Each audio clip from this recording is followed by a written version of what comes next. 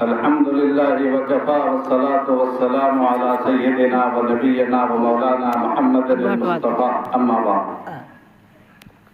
أعوذ بالله من الشيطان الرجيم بسم الله الرحمن الرحيم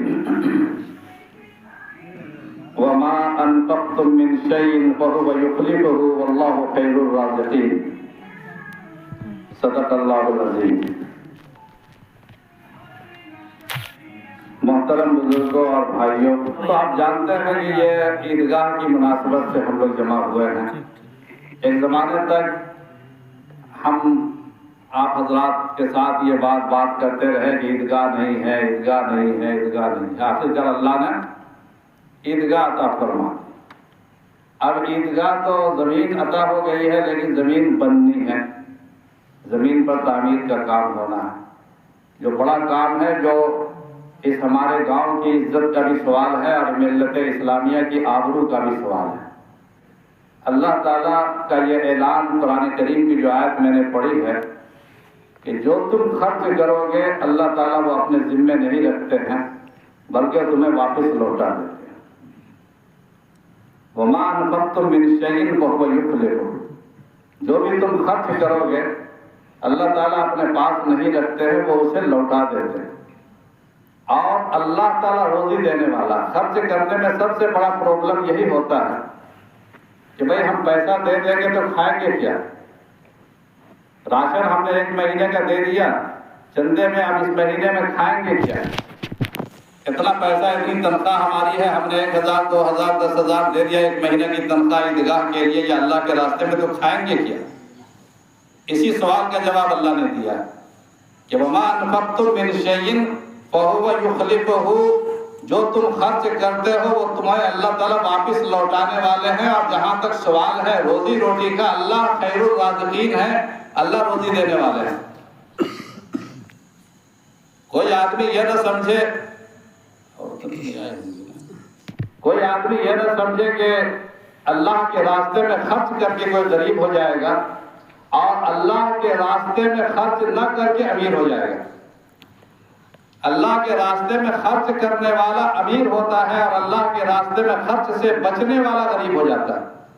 ایک قصہ بتا دیتا ہوں، اس کے بعد بات ختم کروں گا. ایک بہت بڑے بزرگ ہیں، شاید آپ نے وہ قصہ سنا ہو کسی سے.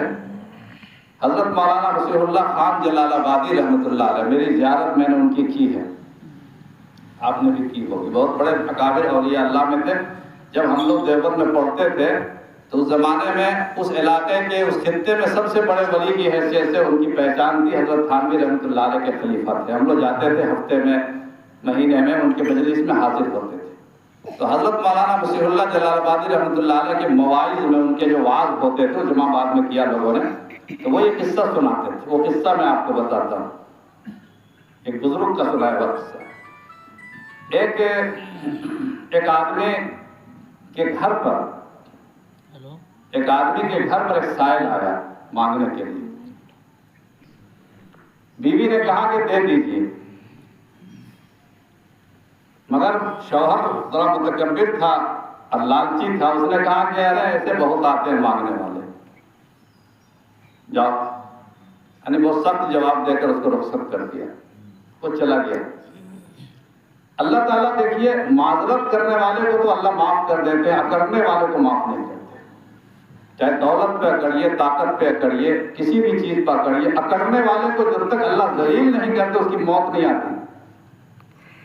فرعون کی موت نارمل موت بھی آ سکتی تھی، لیکن جب اللہ تعالیٰ جب تک اسے ذلیل نہیں کیا اس کی موت نہیں آئی. اس آدمی کی دولت کھسکتی رہی. حالات خراب ہو گئے، اتنے خراب ہو گئے کہ اس نے کہا کہ اب بیوی بچوں کا نفقہ بھی دینا مشکل ہے. اس نے بیوی کو بھی چھوڑ دیا اور اپنا غریب ہو کر کے گھر مکان سب بک گیا. جہاں کاروبار تھا، بہت بڑا کاروبار تھا، ختم ہو گیا. اس کے بعد بہت زمانے کی بات ہے، اس خاتون نے ایک دوسرے مرد سے شادی کر لی. شادی کرنے کے بعد بہت بڑے رئیس کبیر آدمی سے شادی ہوئی. وہاں بھی ایسے ہی ہوا کہ ایک سائل سوال کرنے کے لیے پہنچ گیا کہ کچھ اللہ کے نام پر دے دو. اس مرد نے کہا، اس شوہر نے کہا کہ جاؤ دیکھو دروازے پر کون سائل ہے، جا کر دے دو۔ عورت نیچے گئی اور سائل کو دیکھتے ہی رونا شروع کر دیا۔ شوہر پریشان ہوا، بھاگا ہوا آیا، کیا کچھ گندی حرکت تو نہیں کیا، اس نے چھیڑ چھاڑ تو نہیں کر دی، کوئی بدماشی تو نہیں کر دیا اس مانگنے والے فقیر نے؟ دوڑا ہوا آیا، کہا کیا ہو گیا، کیا ہو گیا؟ خیر اس کو جب اس کا رونا کنٹرول میں آیا تو اس عورت سے پوچھا کیا ہوا، معاملہ کیا؟ کہا کہ یہ شخص جو کھڑا ہے کسی زمانے میں میرا شوہر تھا، کسی زمانے میں میرا شوہر تھا، میں اسی کی زوجیت میں تھی اور بڑے عالیشان محل اور بنگلے اور کوٹھے کا مالک تھا، سینکڑوں جانور رکھتا تھا یہ، اور کھیتوں میں اس کے جانور چرتے تھے، باغات تھے، میوجات تھے۔ آج اس حالت میں دیکھ کر مجھے بڑا ترس آیا، مجھے رونا آ گیا، مجھے کچھ نہیں کہا اس نے۔ آج دیکھیے کس حالت میں مانگ رہا ہے یہ۔